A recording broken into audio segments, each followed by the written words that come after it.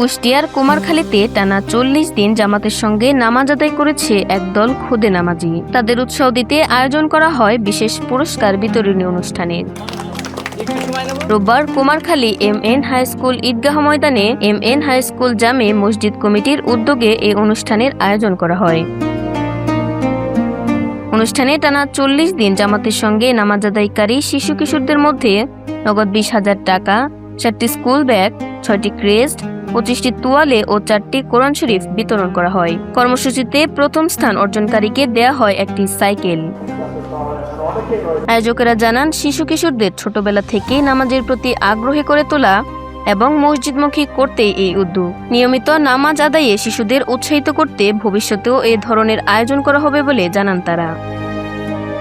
শিশুদের হাতে পুরস্কার তুলে দেওয়া এই আয়োজনে উৎসবমুখর পরিবেশের সৃষ্টি হয়। আয়োজকদের আশা, এমন উদ্যোগ শিশু কিশোরদের ধর্মীয় অনুশাসন মেনে চলার পাশাপাশি নিয়মিত মসজিদে জামাতে নামাজ আদায়েও আরও উৎসাহী করবে।